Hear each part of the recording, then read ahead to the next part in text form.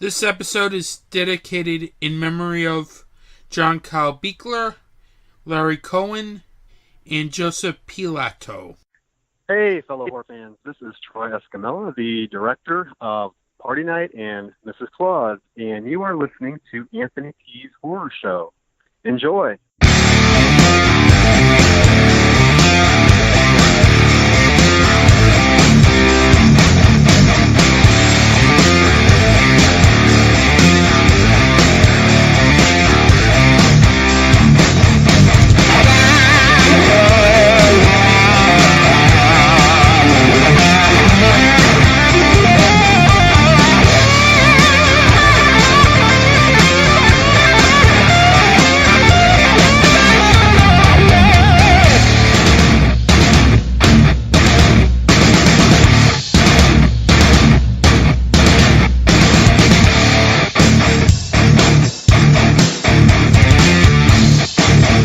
Welcome to Anthony T's Horror Show. I'm Anthony T.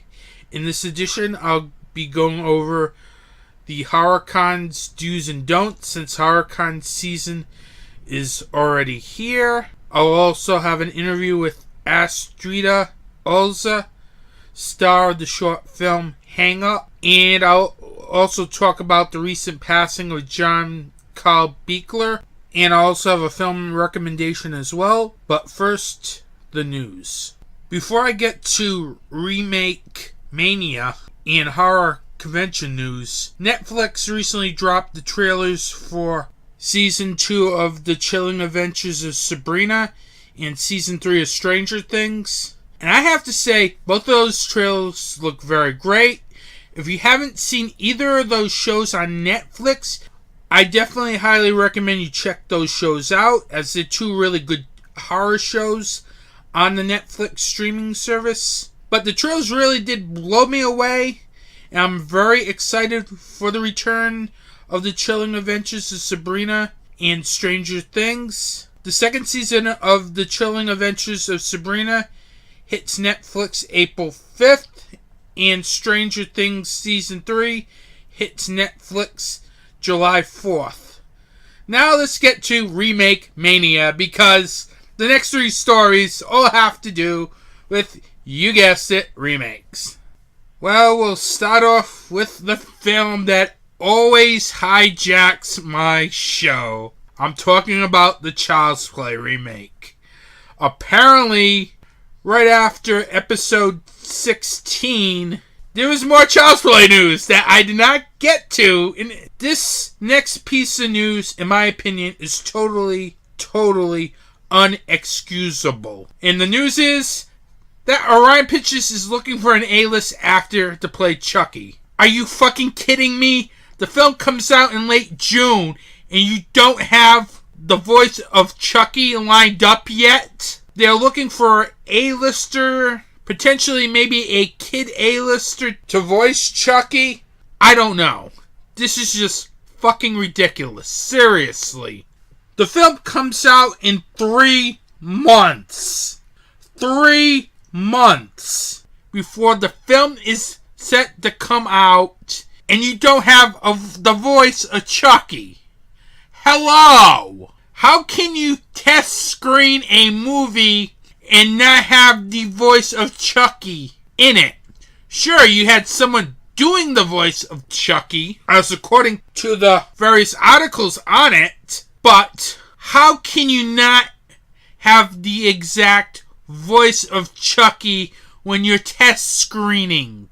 I don't get this film. I really don't fucking get this fucking film. This film feels like everything that can go wrong goes wrong. And it's pretty much hijacked my show, pretty much. As it seems like every show I'm talking about this film when I should be talking about other things.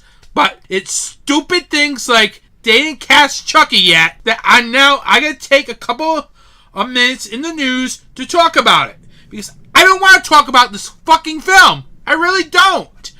But the news keeps getting more and more outrageous. I don't know. I really don't know. Apparently in the test screening, they had somebody else voice the role. can you get a good reading on how the performance of the actor who's going to play Chucky in a test screening when you won't even test the voice? It's like this film has been on a downhill slope since day one, and it's getting to be tiresome now. Seriously. I just want to let you know that the news stories came from Jimmy Champagne and 3C Films over on YouTube. So if you want to know more about it, go there. Because I am about fucking done. Seriously. With this. And this is not the only news that I'm pissed off over Orion Pictures over. As they've recently announced that they've already have a script for another remake. It's like they're already ruined Child's Play. Now guess what film they're gonna ruin next? I'm talking about Night of the Comet. The one with Kelly Maroney and Catherine Mary Stewart. A very good 80s sci-fi film.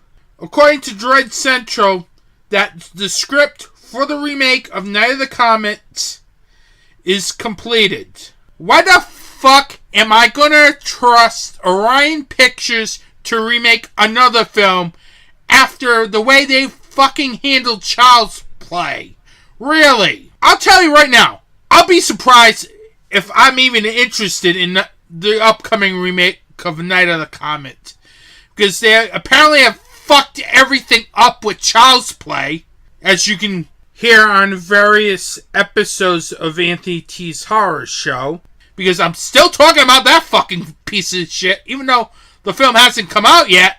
And I still haven't seen the final trailer for Child's Play. And that's gonna be a fucking piece of shit too, probably. So, why should I be very negative about this remake of Night of the Comet?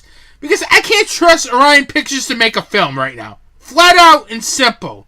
If they can't cast a film when it gets to the test screening process, how can you even trust them with anything at this point?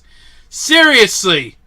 As I'm going into this Night of the Comet remake after hearing about it for the first time is, they're probably going to rush that one too, like they did with Child's Play. Seriously. Why is Orion Pictures doing this? Seriously. I read an open letter recently, and I will share that open letter next episode, because I'm done talking Orion Pictures this episode.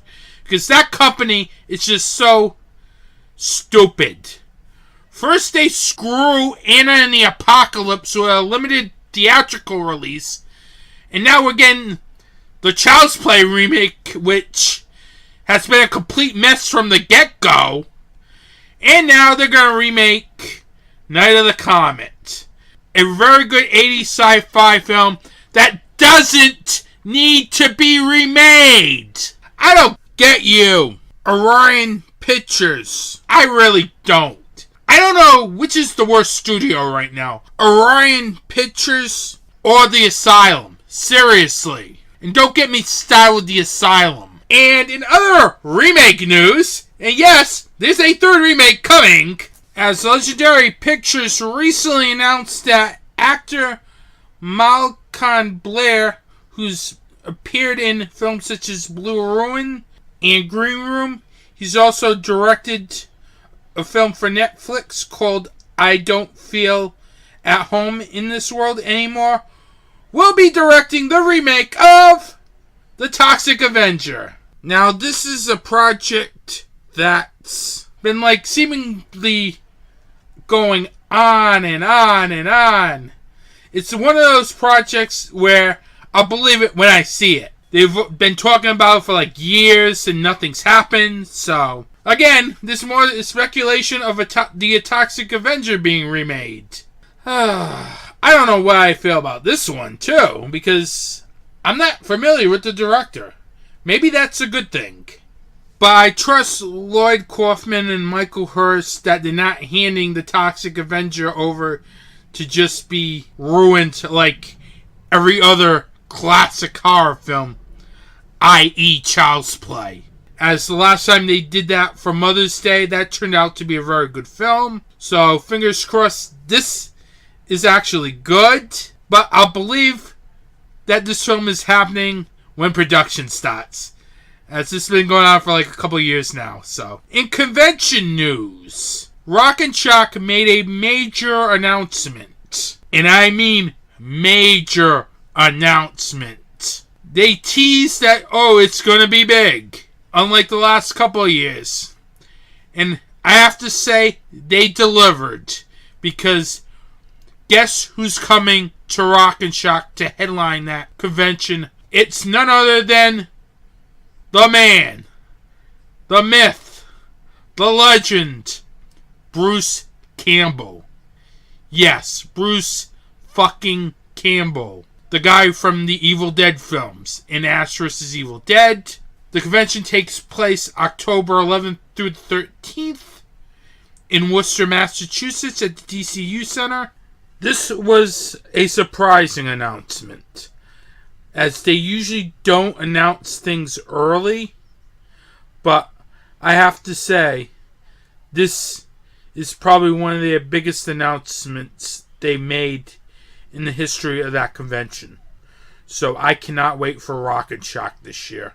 And finally, more guests were announced for the upcoming ScareCon New England convention that takes place June 7th through the 9th in Framingham, Massachusetts at the Sheraton Framingham Hotel and Conference Center. The new batch of guests includes Terry Kaiser from Weekend in Bernie's in Friday the 13th Part 7. The New Blood.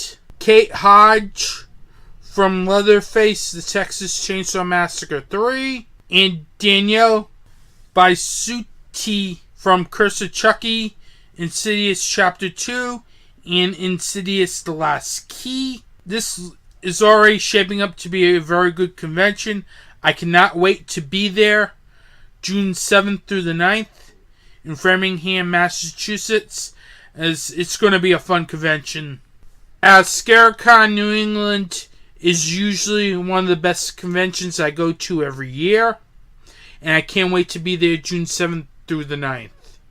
With that, that's the news. Besides Anthony T's horror show, you can also listen to these other fine podcasts on the Doc Discussions Network. Doc Discussions, hosted by Philip Perrone and Michael Darwin.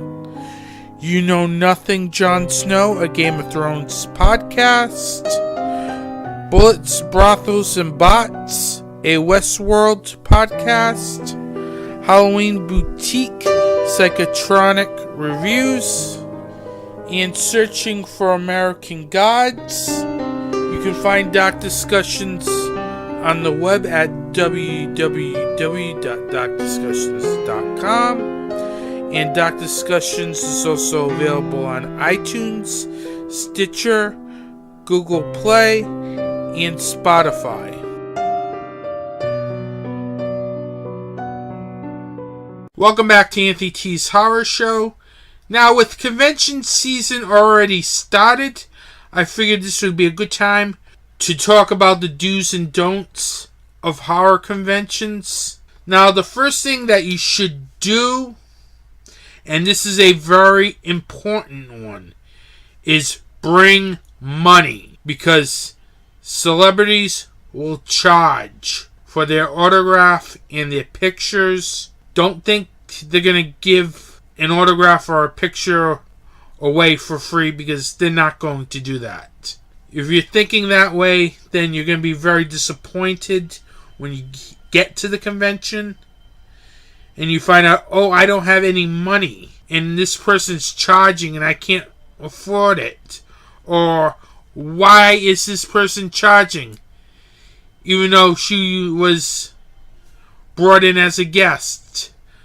Well, celebs need to make money, and one of the ways they do it is by charging for autographs and pictures. So don't expect any free autographs or pictures. You may get a rare case where someone will give free autographs or someone will give free pictures, because I've seen one or two celebs do that over the years that I've been going to conventions. But 97-98% of the celebrities that do the conventions usually charge for both an autograph and a picture, so make sure you bring money. And also, it's a good idea to have money too if you want to buy stuff that some of the vendors are selling, like films or t-shirts or comics or books or other stuff. So it's very important to bring money to conventions because it's important. And yes, some vendors will take credit cards, but celebrities usually don't take credit cards, so always bring money when you're going to a convention, especially if you want an autograph and or picture. Make sure you have good hygiene. It's very simple. All these celebs are around people all day, and they don't want to smell your bad odor and that crap. So it's always good to make sure you're clean, brush your teeth, and whatnot. Be courteous to everyone at the facility, including attendees that attend the convention, the guests there, and especially the hotel or convention staff, because nobody wants to deal with someone who's angry, as this is supposed to be a fun time. It's not a time where you just get angry or just really frustrated. Conventions are fun, so it's always good to keep a kind and courteous attitude. Who knows, you may even make some friends at conventions as well. Make sure you always ask for permission when you're taking pictures with cosplayers or taking pictures of cosplayers. You don't want to be that guy who's a creep by taking pictures without their permission. I find that disgusting and unethical. So always ask the cosplayer that you want to take his or her picture, either of the person or you with the person, because it's being polite, and you also want to make the person that you're taking a picture of comfortable with you as well. So always ask permission every time you take a picture of a cosplayer, because it's the right thing to do. Make sure you tip your bartender if you're planning on drinking.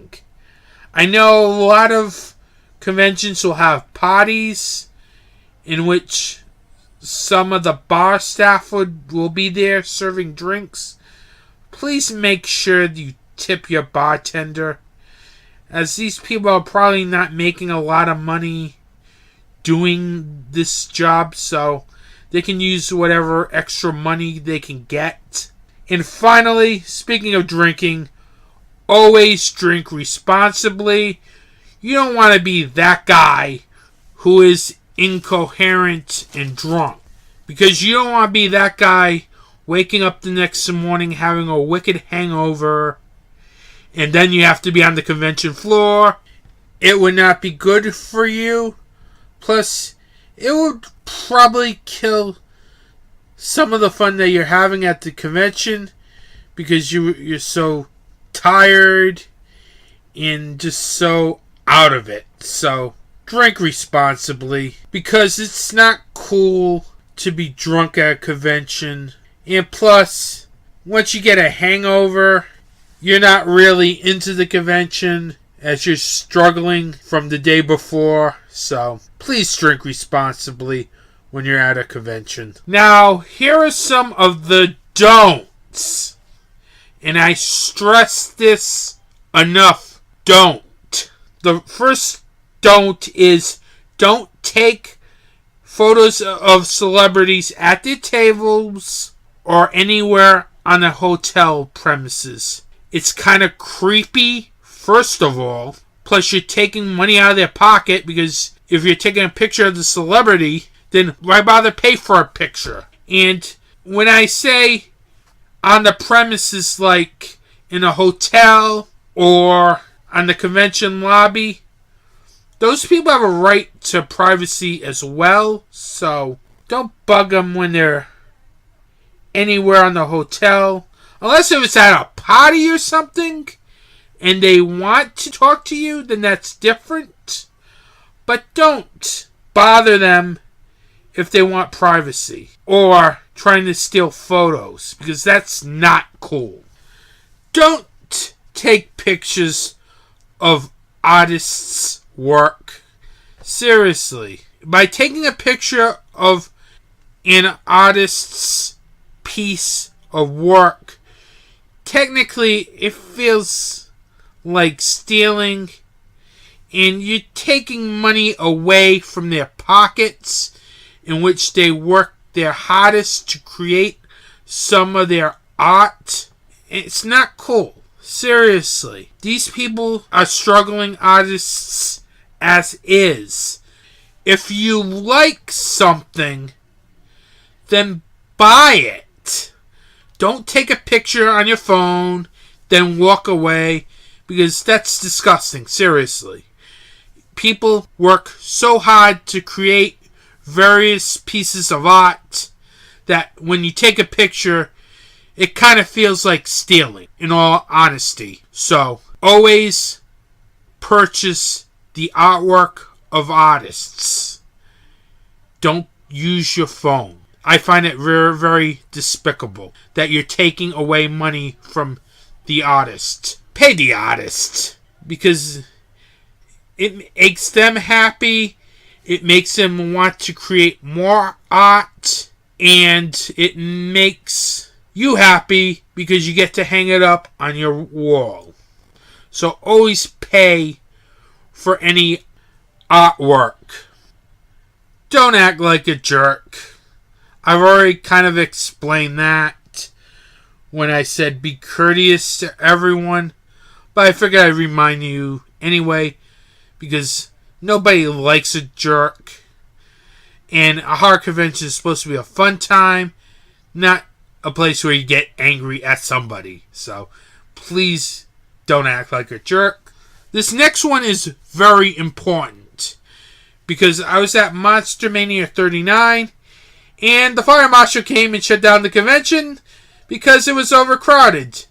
One of the main reasons why it was overcrowded, you had people sneaking into the convention. So don't sneak into the convention. And I'll tell you why. First, the promoter has to pay for the space that he uses at the hotel or convention, which includes conference rooms, main ballrooms, main halls. That stuff ain't free. And when a convention charges for admission, that's what the admission is going towards. Renting all these rooms and all these halls so that they can bring the celebs in for you to see. I don't want to see people sneaking into conventions, because by sneaking into a convention, you are ripping off the promoter. And that is completely wrong. If a promoter can't make money on the convention, then you can forget about having the convention for future years, because they need to pay for the space they're going to use. And most of that money comes from the tickets that they sell. So don't sneak into conventions, because you're ripping off the promoter, and you can end up having the convention go out of business because it can't make money. So pay to go to the convention. Enough said. Seriously. I should not have to say this, but there are some people that try to sneak into these hotel conventions. So don't sneak into a convention, just pay for a ticket or a wristband, so you're helping the promoter pay for the space that he is renting. Don't sticker the hotel or convention floor. I know I should not say that, but sometimes somebody might get an idea to, you know what, put stickers on the wall or on chairs, or put a sticker on a piece of furniture in your room. Don't sticker the hotel or convention hall, because it makes the promoter look bad, and they won't be invited back to host the convention at that venue. So don't sticker the hotel or convention hall. In fact, don't destroy any property as well. So that should be simple. The next one is another one of my pet peeves. Don't sit on the floor, period. Sometimes I see people sitting on the floor at conventions when there's a lot of traffic. Don't sit on the floor, because by sitting on the floor, the chances for an accident go up, and we want nobody hurt at these conventions. If you're in a panel room and there's no seats in this room, stand. Don't sit on the floor in the center of the room, because you're asking for something to happen. So don't sit on the floor, because it's not right to be sitting on the floor in the first place. If you want to sit badly, go to a film room, because most of the time the film rooms are empty. So that's a perfect place to where you can sit. There's also maybe some seats in the lounge area or hotel restaurant or designated areas in a convention center where you can sit. But there is no need to sit on the floor, because you're just asking for something bad to happen to you. I'm just doing this as a public safety announcement. So don't sit on the floor at a convention. You don't want to get hit accidentally, so don't sit on the floor. Now, this one I have to mention, because it happened a couple years ago at a convention where some knucklehead stole something. So I have to bring this up. Don't steal from the vendors. These guys travel probably hundreds of miles to be at a convention, so don't steal from them. They're a small business. They're just trying to make money.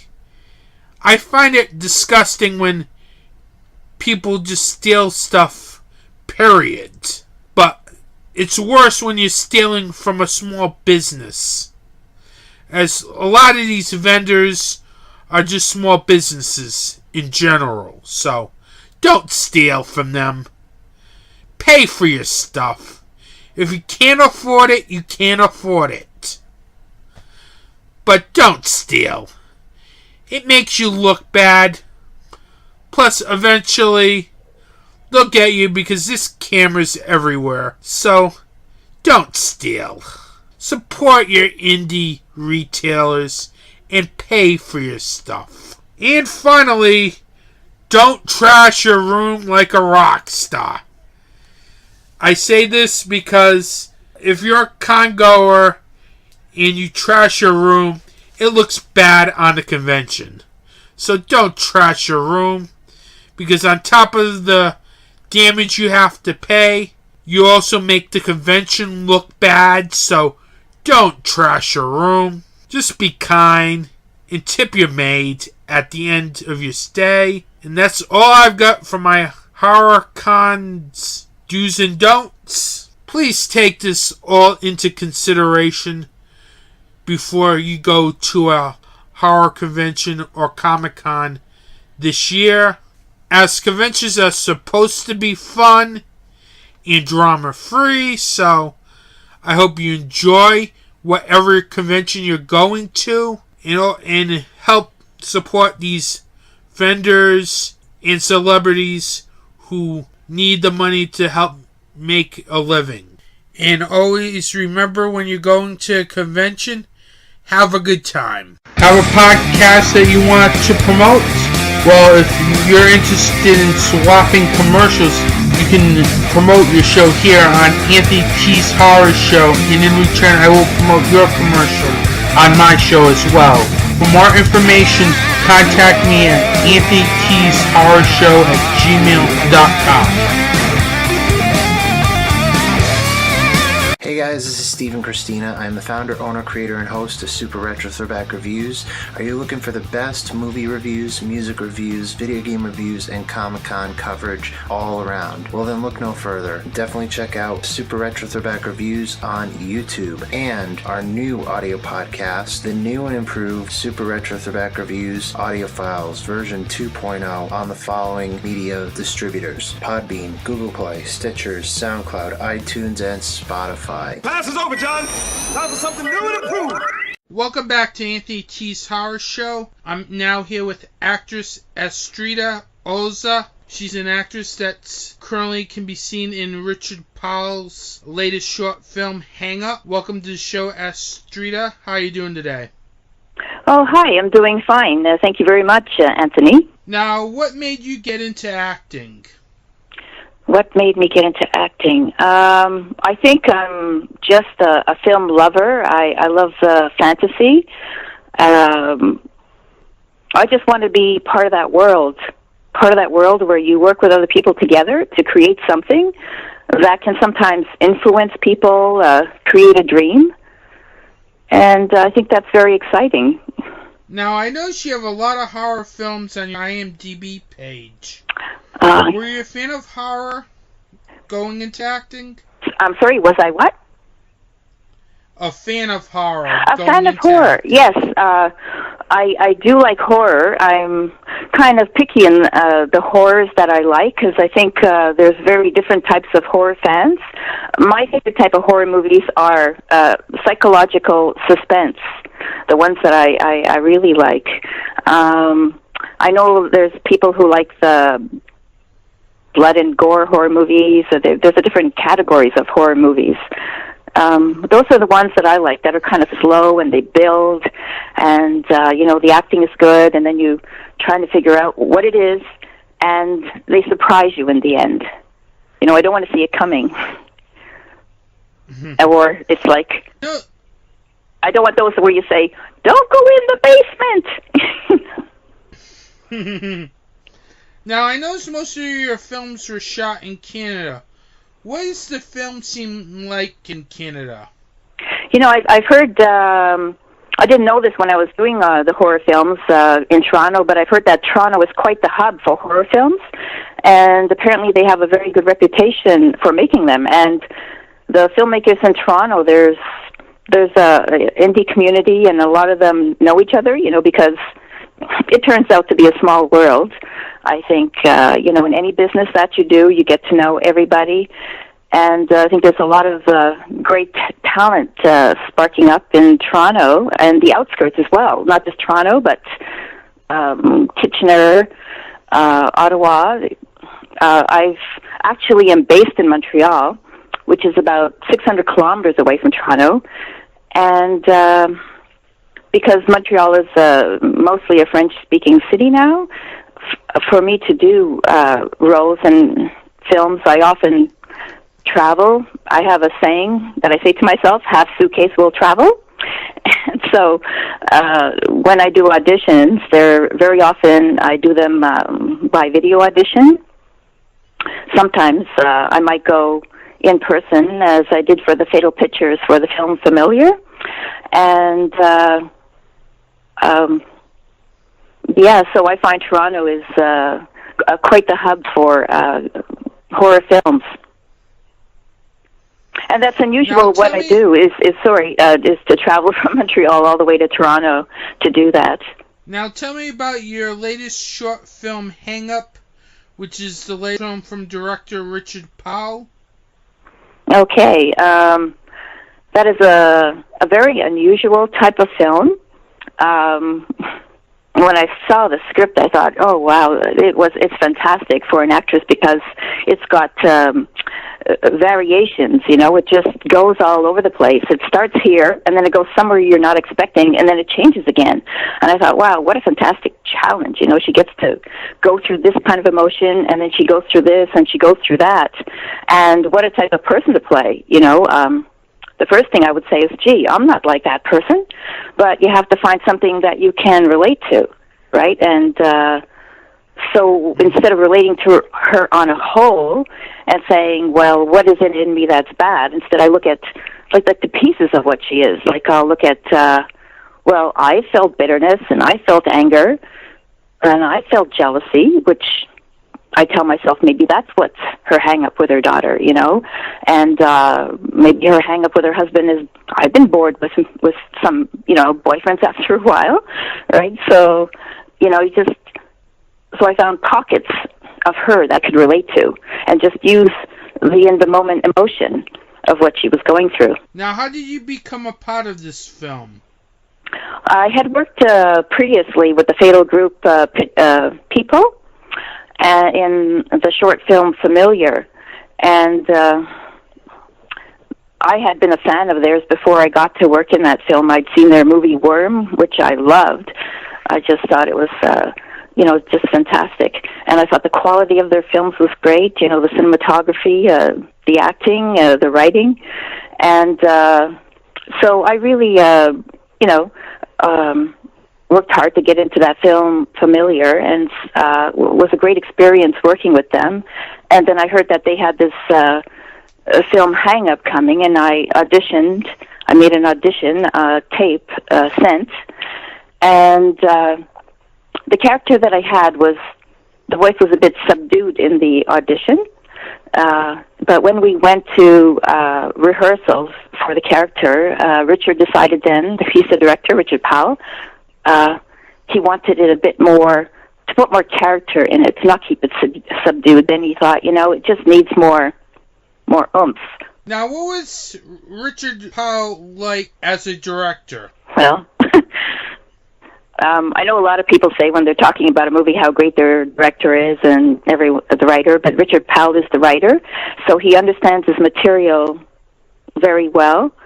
And, I think he's a fantastic writer. And so I really mean it it's just a joy to work with Richard Powell.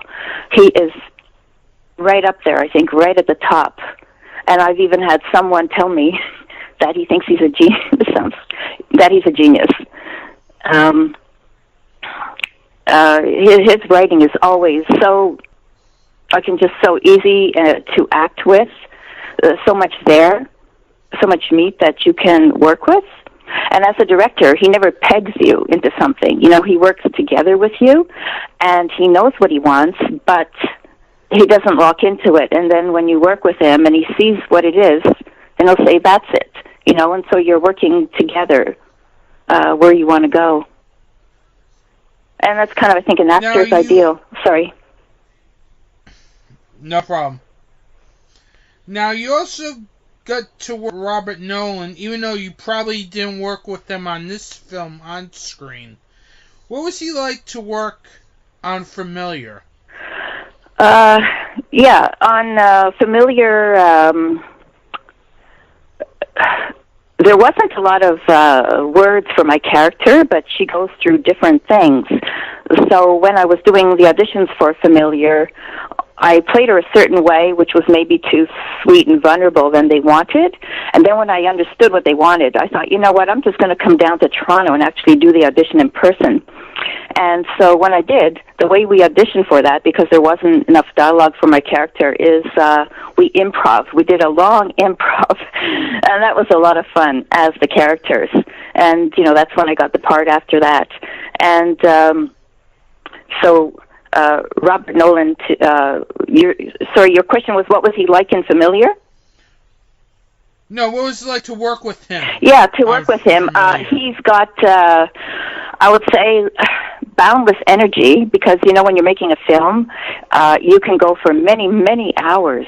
And he was the lead character. Like, I would say 95% of the film was him, and he was just amazing. Like, from morning to night, he was just there all the time with this boundless energy, and I was hanging around watching everything, so it was very fascinating to me. Especially, it was filmed in 4 days, and the last day, you know, of course, that as often happens, then you're sometimes going over, and he had to play the very difficult role, you know, where at the end it becomes very dramatic. And yeah, it was just very interesting watching how he worked, and then also when I want to rehearse something, like some people don't like to rehearse and some people do in films. Well, I do, and so he never said no, you know, to rehearsals, which helped me get into the character. What were your thoughts when you read the script and found out that your role was going to be the only voice that people hear in the film? Well, it was fascinating because I never saw a script like that. So I thought, this is incredible. It's just quite a challenge because there was so much dialogue, and I knew I needed to understand the script as well as Richard Powell, who wrote it. So, you know, I just read it and got into it with him over and over. So, yeah, I thought it was very exciting to have something so original, you know, because the more we go in time, the more it gets harder to come up with original ideas all the time, and I just loved it. The idea that one character just talks all the time, and yet you have another character who doesn't talk at all, and you just see them visually, and that it's going to be filmed in black and white. Yeah, I was very excited to have a chance to get into something unusual like that. That's why I think what made this very good too, because usually when you see Robert Nolan in a Richard Powell film, he's usually the center of attention. This time he pretty much takes a back seat, and you're the center of attention. Right, in a very different way, yeah. How was your performance recorded? Okay, so I rehearsed actually with on the telephone because I'm in Montreal and Richard is in Ontario, Toronto, and so night after night I would rehearse with Richard on the phone, and he'd give me new notes every night, and we'd just go to new places, and he'd had new ideas for me.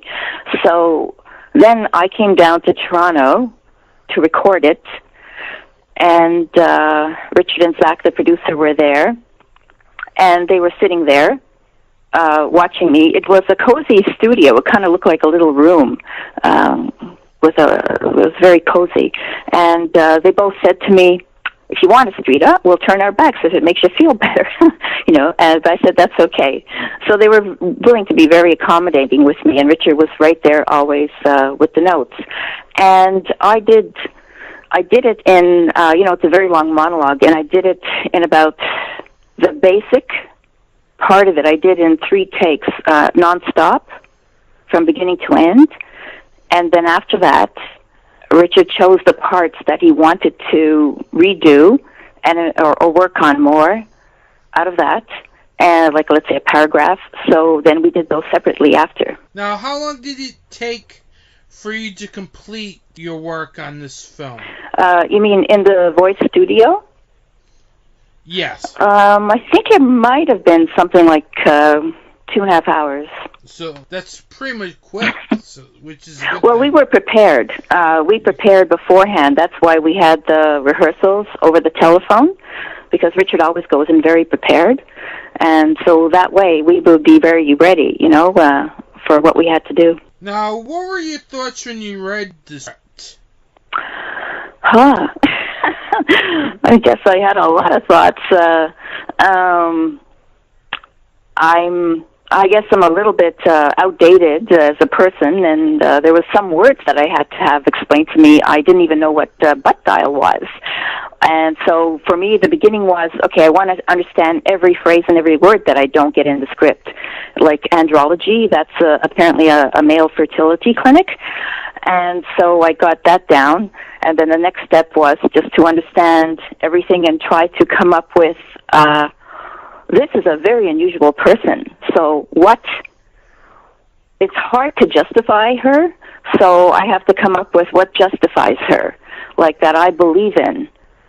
And like I said, what helped me was to make it into beats of emotions that I can relate to that she was feeling. So something in her life obviously made her like this, and it would be whatever caused these emotions that she went through. And to myself, I say perhaps, she might have been somebody who was abused when she was younger and she didn't know what love is. And maybe she has a jealousy towards her daughter, and maybe she resents her husband because, maybe she doesn't love him and she feels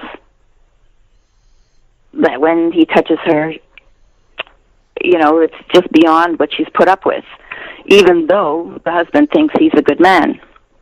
I think there's a lot of undercurrents and underlying things that maybe we don't know about that made her this extreme. Now, what was it like doing the performance in the studio compared to doing the performance on set? Do you mean the voice studio as compared to Familiar, where they were working on an actual studio set? Well, it was we had a studio for the voice recording. I mean film set. Sorry about that. Okay, so film set would be more like where we did Familiar, where we were on a set. Yeah, it's very different, but then, I can say that every short film is very different because the sets can really vary. It can be outdoors with the planes flying over, or indoors with a crowd of people that walk in that you're not expecting. So, always expect the unexpected. So I have done some voice recordings before, and there's many variety of ways to do it. So, I've done some animation voices when I really love it, doing that. And on set, you do a lot of waiting. My character in Familiar just had small parts, but then I got to see how they did everything else and soak up the atmosphere of what's going on for the other character, and gives me time to prepare for mine in between. And yeah, it's more hustle and bustle, actually. The on set, there's the crew, and so you're much more busy there, whereas it's more intimate, I would say, when you're recording your voice. Now, what were your final thoughts when you first saw the final product? Yeah, it's always suspenseful to see the final product, and you have to wait months later to get to see it. So I guess sometimes you get insecure about your performance, and what's it going to be? But when I saw it, I was really happy. How it came together. That was a wonderful original short film that came together again, and I just think Fatal Pictures seems to always deliver something that is always fascinating and something for people to talk about. Yeah, I definitely agree with you on that, because they usually do a good job with their short films. I really wish Richard Powell would make a feature film. Yeah, wouldn't that be wonderful? I mean, he's, from what I know, he's written a few features. So I think it's just a matter of finding a way to make them. And I just think he's super talented, and him and Zach are just a fantastic team. And I would love to see that. I think if anybody should make a feature, it's Fatal Pictures. Because they're very original. I'm sorry, I just saw some films on Netflix, like Hereditary and something called Elizabeth's Harvest. Maybe you should see it. It's very original. And when I see these films, I think Fatal Pictures can do that. They're along the same vein. They're original.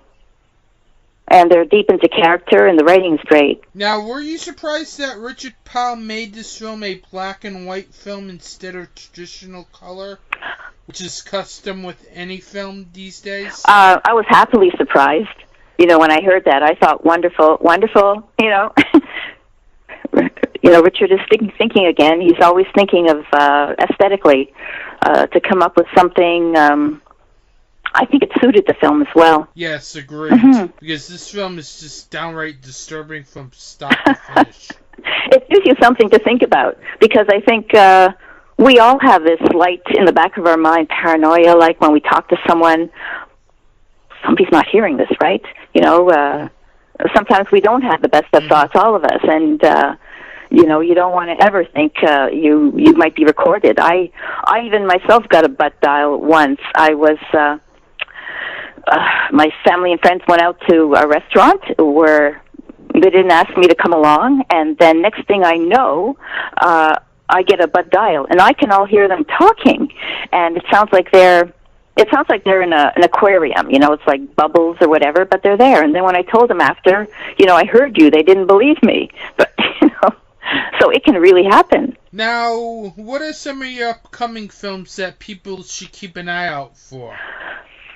Well, I have a small role in a feature film called Life Changer that was filmed in Canada, and that's doing really well. It's accomplished something amazing on Rotten Tomatoes, which is a 94% critics score and a 94% audience score.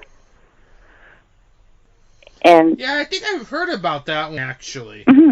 It's interesting. Yes, it's where someone can take over the body of somebody else, like body shifting, which I love the concept of that idea, and it's thrown in a romance as well. So it's not just a horror. There's a little bit of like a human story to it, which is I think one of the reasons why it's doing so well. And also, sorry, yes. Oh no. Continue. Well, I'm just trying to think of. I did a few other shorts. They just played at the Blood in the Snow Festival, A Final Ride, which is a feature done by Mike McCurran. He's done a 3-short film anthology, and I'm in one called The Tattoo Artist, where I play the tattoo artist, which was a really fun role. When I read the script, I thought, oh my God, I have to play that character. It's a small role, but it was just so much fun. And another one called Scarlet Vampires, filmed in Ottawa. I was nominated for a Best Actress at the Austin Revolution Film Festival for that one. It's a bit of a dual role. Maybe that's why I play the matriarch of a cult with a taste for something that's scarlet, of course. And, then it goes into darkness after, where the characters, get into their dark clothes and things get rather violent, nasty.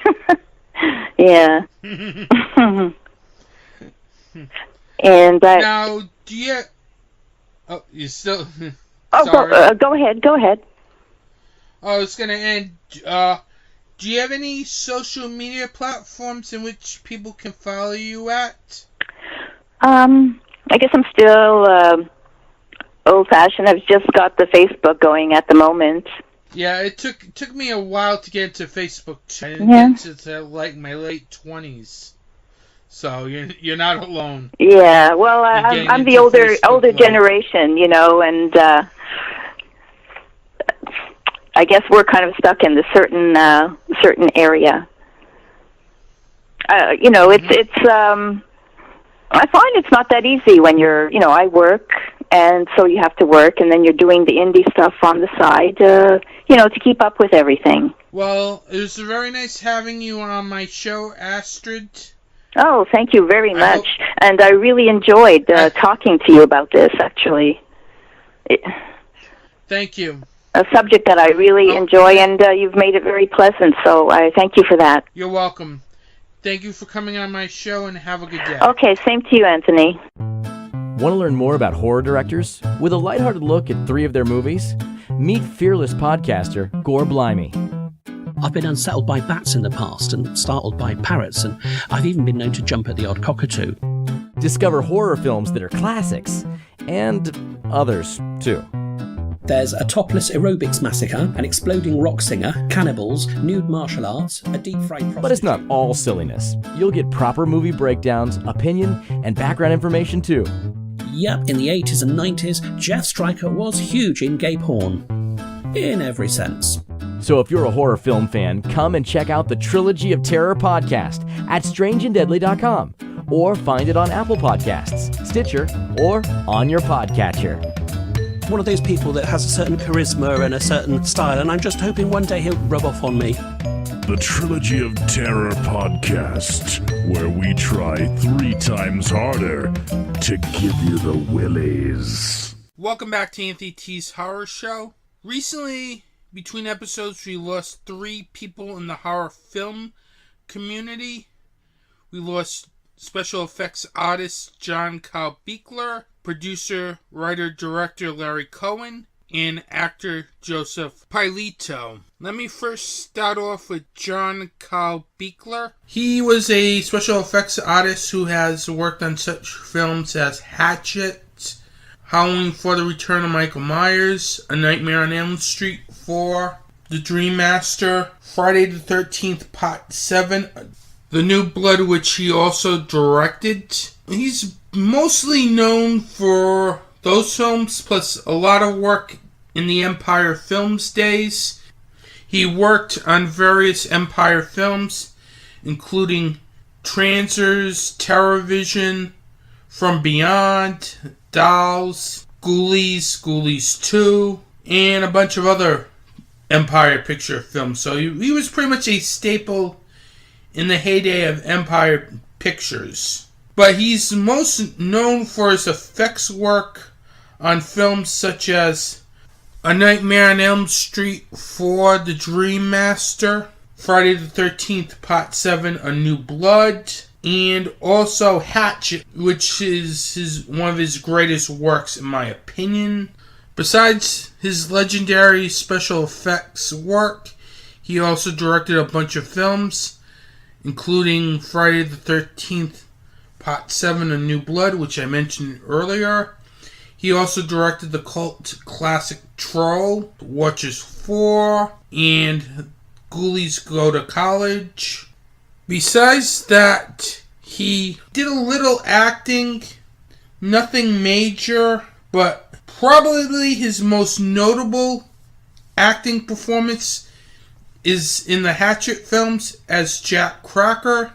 Pretty much one of the most notable characters from the first 2 Hatchet films, as you have to see it because, trust me, that character stands out. But if I have to say what are some of his greatest special effects work, I would have to say Bride of Reanimator, From Beyond. That's another really good effects work that he did, especially towards the end of the film, as that is really a great piece of special effects work at the climactic ending of the film, which really helps make this film a classic in my opinion. But my favorite special effects work of his was Hatchet, because the way he did the effects for all the kill scenes in the film, it had a really over-the-top gory feel to it, which really helped make Victor Crowley what he is today. As the effects from that film really stand out, it's definitely worth checking out for the effects alone. It's really sad that he passed away at the age of 66. John Buechler is a talent that will definitely be missed in the horror world. Now, if you want to help John Buechler's family in any way, the family set up a GoFundMe page as they need to pay medical bills and his funeral. You can visit the GoFundMe page and donate at www.gofundme.com/help-John-Buechler. John Carl Buechler is definitely a talented special effects artist that will truly be missed. We also got some sad news that writer, director, producer Larry Cohen passed away at the age of 77. He directed films such as the It's Alive trilogy, A Return to Salem Lot, Q, and The Stuff, which is his most notable directed film. Larry Cohen was also a writer and producer as well. But for me, I was mostly tuned into Larry Cohen's work through his screenwriting, as he did a very good series called Maniac Cop back in the late 80s, early 90s. It spawned 3 films out of that series. The series did a really great job blending action and horror together into this one kick-ass series, which I really highly suggest you check out if you're a fan of these action horror films. But my favorite Larry Cohen film would have to be the film that he written the screenplay for. Came out in 2002 called Phone Booth.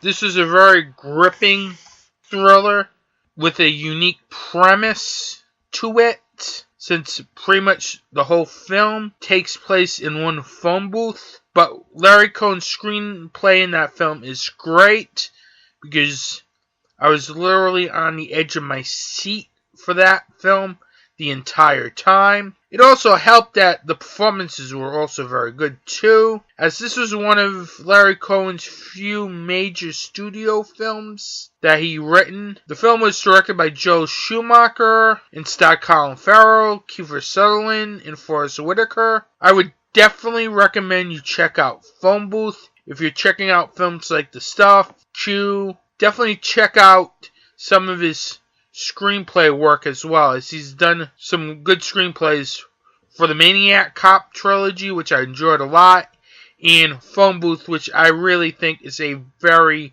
underrated film, as it is very suspenseful from the get-go and doesn't let up until the final credits. Larry Cohen's a very talented screenwriter who knew how to create good action scenes and keep you on the edge of your seat. There's also a documentary on his life called King Cohen, which is available on Shudder. I haven't seen it yet, but I'm definitely going to check this out just to get a general idea of the man, because the only things I know Larry Cohen from the Maniac Cop series and Phone Booth. But his screenplays for those films are good, especially Phone Booth. Definitely try to rent that film out, as it is an intense thriller. Sadly, Larry Cohen passed away at the age of 77. He was a talented screenwriter that delivered on action and suspense. We also lost actor Joseph Pilato, who is most notably known for Captain Rhodes in George Romero's Day of the Dead. I really think Pilato's character is probably one of the most notable characters out of George Romero's whole Living Dead saga. It's definitely a very good performance too from him, which I think makes his character Captain Rhodes stand out from most of the characters in the Living Dead saga. He passed away at the age of 70. Now at this time, I wanted to offer my condolences to the friends and family of John Carl Buechler, Larry Cohen, and Joseph Pilato.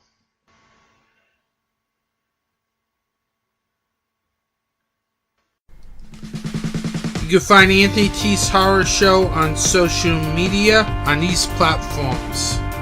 Facebook at Facebook.com/Anthony T's Horror Show. Twitter at www.twitter.com/Anthony T's Horror. On Instagram at www.instagram.com/Anthony T's Horror Show.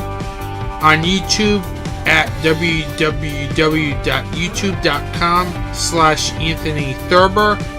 And you can find Anthony T's Horror Show on the web as well at anthonytshorrorshow.blogspot.com. And you can also find Doc Discussions at www.docdiscussions.com.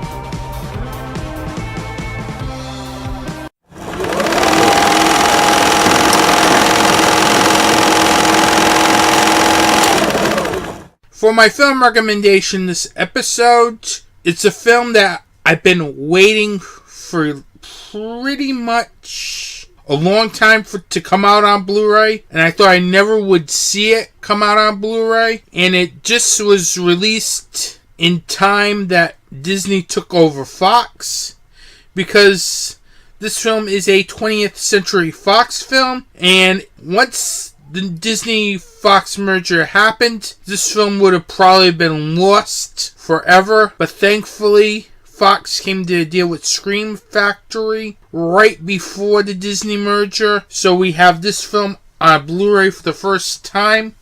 I'm talking about the film Warning Sign. It's a sci-fi horror film that really has an all-star cast, including Sam Waterston from Law & Order, Kathleen Quinlan from Twilight Zone the movie, Yepet Kodo from Alien and Freddy's Dead The Final Nightmare, Jeffrey DeMunn from The Mist in the first couple seasons of The Walking Dead, G.W. Bailey from the Police Academy films and The Closer, and the late Richard Dreyfuss from L.A. Law and The Thing. This film is a very good film. It's one of those films that I saw when I was growing up on television, when they actually played movies on television of this nature. But what makes this film very good is the performances in the film from Sam Waterston, Kathleen Quinlan, and Jeffrey DeMunn, as those performances really kept my interest in this film. It also has a good amount of action and suspense. It was more of a slow burn thriller type sci-fi film, but this is a very good film. It also has good direction from director Hal Barwood and really good cinematography from Dean Cunliffe, who you know from Halloween, The Thing, Jurassic Park, and many films. I'm very happy this film is on Blu-ray finally, and really thankful that Scream Factory was able to get this film right before the Fox-Disney merger, as if they tried to get this film after the Fox-Disney merger, I really believed this would be lost, but thankfully Scream Factory did a good job for once and got this film onto Blu-ray right as the finishing touches of the Disney-Fox merger, as 20th Century Fox owned the rights to Warning Sign. I definitely recommend you check out Warning Sign, as it has very good lead performances, good direction, and also very good cinematography. Warning Signs is my film recommendation for this episode.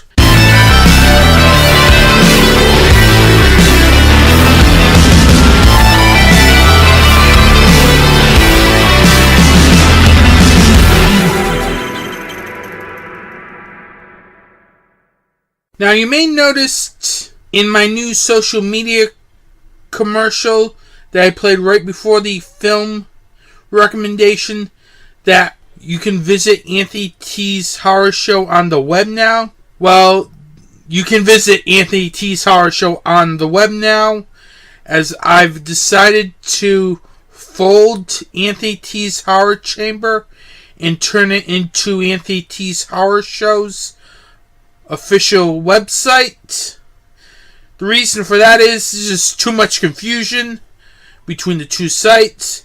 So I figured I'd bring everything towards Anthony T's Horror Show to make it easier for everybody to find my show. You can visit the official website, as it's still in work in progress. So I'm still trying to add episodes and other videos to it. But I'm going to be caught up with this episode here. So don't worry. If I haven't caught up to this episode yet, it will be up on the website soon. You can visit the website at anthonytshorrorshow.blogspot.com, as I'll have news, reviews, and everything else eventually once everything's taken care of with the videos and everything. So you will have a spot for everything that is Anthony T's Horror Show. Don't forget to check the website out. Don't forget to subscribe to Anthony T's Horror Show on YouTube at www.youtube.com/Anthony Thurber. Anthony T's Horror Show on Twitter at Anthony T's Horror. And Anthony T's Horror Show on Facebook and Instagram at Anthony T's Horror Show. Well, this wraps up another episode of Anthony T's Horror Show. Have a good day and support indie horror.